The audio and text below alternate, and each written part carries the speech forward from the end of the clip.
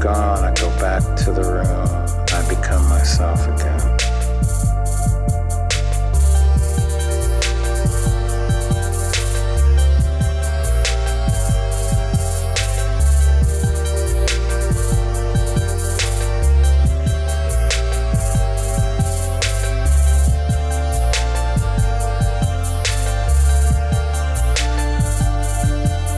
Oftentimes I'll pull down all the shades like I used to, just lay down in a room for 5 or 6 hours just alone.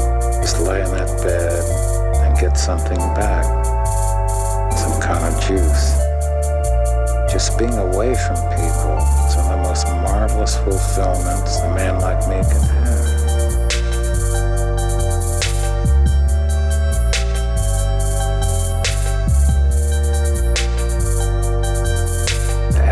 Of humanity is a fulfillment so graceful that even God would understand if he invented them.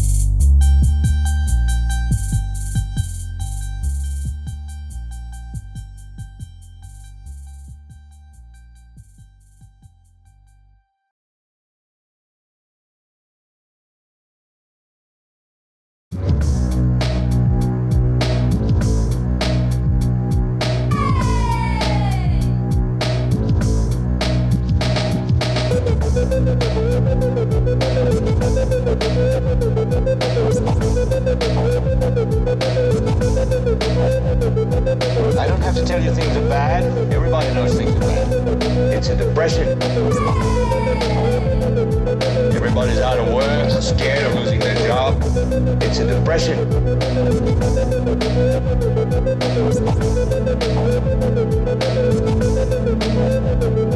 Dollar buys a nickel's worth. Banks are going bust. Shopkeepers keep a gun under the counter. There's nobody anywhere who seems to know what to do, and there's no end to it.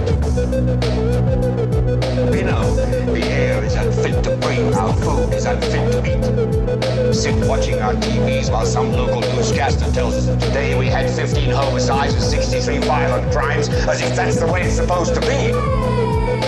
We know things are bad, worse than bad. They're crazy. It's like everything everywhere is going crazy, so we don't go out anymore. We sit in the house, and slowly the world we're living in is getting smaller, and all we say is, please, at least leave us alone in our living rooms. Let me have my toaster and my TV and my steel-belted radios, and I won't say anything. Just leave us alone. I want you to get mad.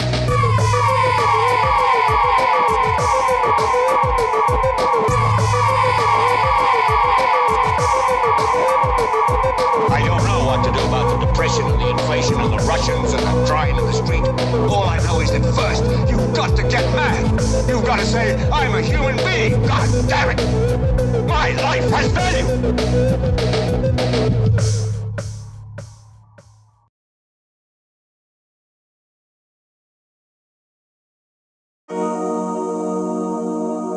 So much violence, so much indifference.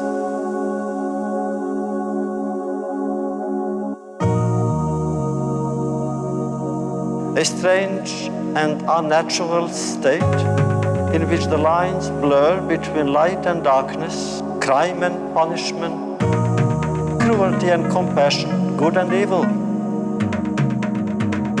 What are its causes and inescapable consequences?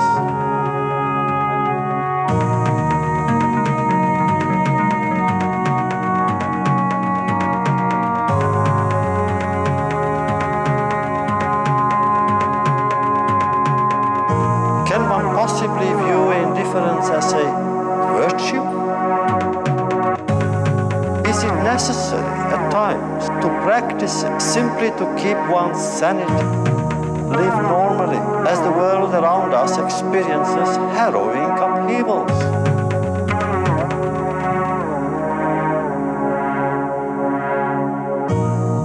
Of course, indifference can be tempting, seductive. It is so much easier to look away from victims. It is so much easier to avoid such rude interruptions to our dreams, our hopes.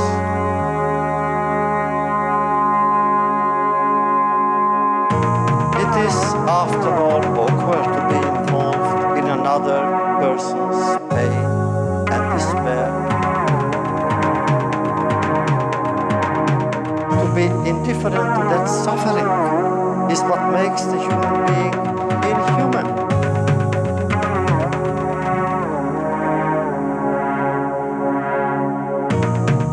Indifference is more dangerous than anger and hatred. Anger can at times be creative, but does something special for the sake of humanity because one is angry at the injustice that one witnesses. Indifference is never creative. Indifference is not a beginning, it is an end. It benefits the aggressor, never his victim whose pain is magnified when he or she feels forgotten. The political prisoner in his cell, the hungry children, the homeless refugees. Not to respond to their plight, not to relieve their solitude by offering them a spark of hope, is to exile them from human memory. And in denying their humanity, we betray our own. Indifference is not only a sin, it is a punishment.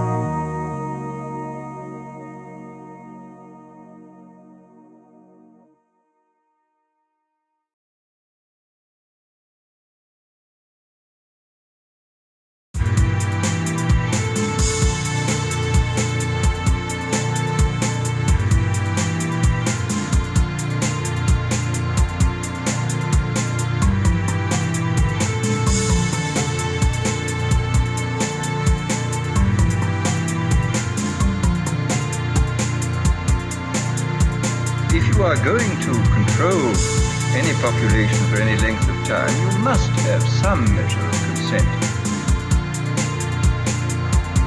Sooner or later, you have to bring in an element of persuasion, an element of getting people to consent to what is happening to them. And the nature of the ultimate revolution with which we are now faced is precisely this. A whole series of techniques which will enable the controlling oligarchy to get people actually to love their servitude.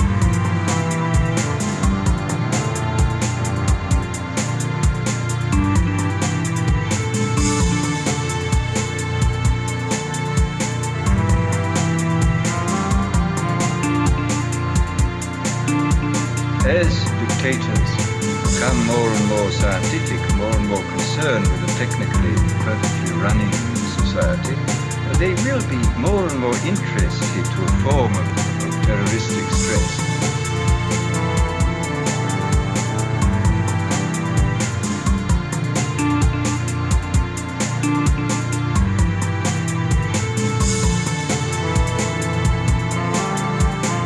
Standardize the population, iron out inconvenient human differences, to create, so to say, mass-produced models of human beings arranged in some kind of a scientific caste system.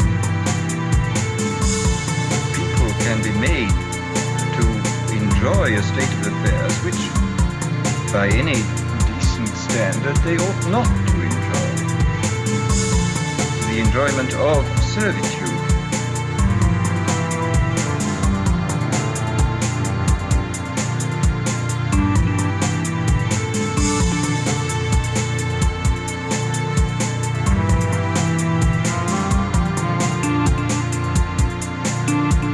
there is evidently a whole class of drugs affecting the central nervous system, which can produce enormous changes in the sedation, in euphoria, in energizing the whole mental process,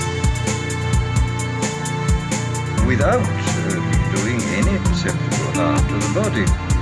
You can certainly say that some of the psychic energizers and the new hallucinants can do incomparably more than Milton and all the theologians combined could possibly do to make the terrifying mystery of our existence seem more tolerable than it does. I mean, you can imagine a euphoric which would make people thoroughly happy even in the most abominable circumstances. I mean, these things are possible. I mean, this is the extraordinary thing. So that here, I think one has an enormous area in which the ultimate revolution could function very well indeed. An area in which a great deal of control could be used by not through terror, but through making life seem much more enjoyable than it normally does. Enjoyable to the point where, as I said before, human beings come to love a state of things which by any reasonable, decent human standard they ought not to love. And this, I think, is perfectly possible.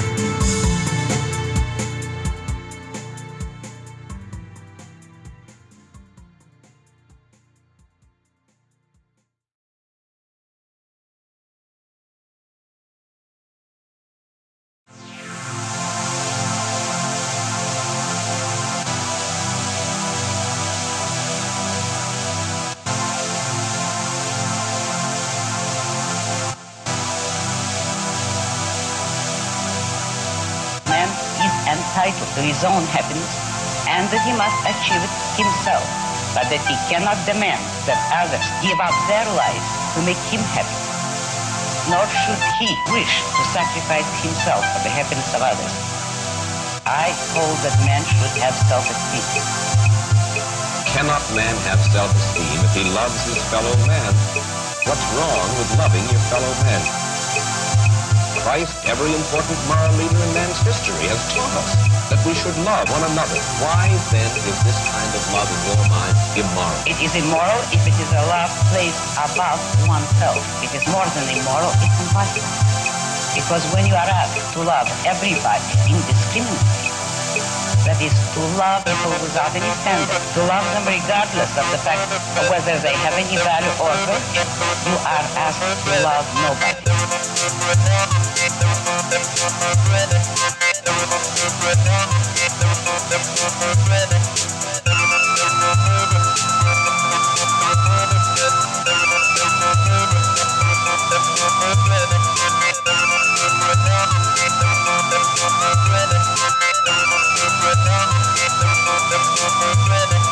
Isn't the essence of love that it is above self-interest?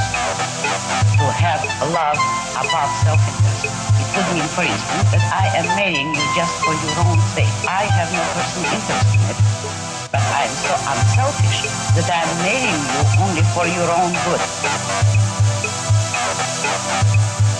But in a sense, in your book, you talk about love as if it were a business deal of some kind. You love the term is virtue. You love people not for what you do for them or what they do for you.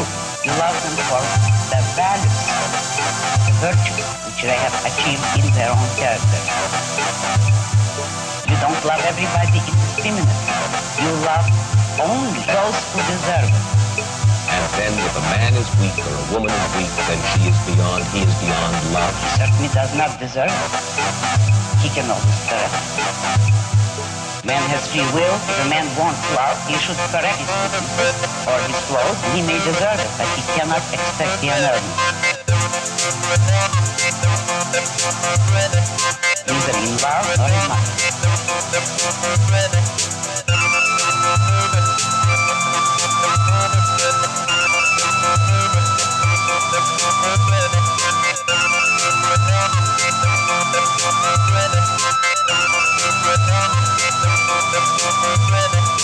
You have lived in our world. You recognize recognize the fallibility of human beings, there are very few of us then in this world, by your standards, who are worthy of love. Unfortunately, yes, very few. But it is open to everybody to make themselves worthy of it, and that is all that my morality offers them.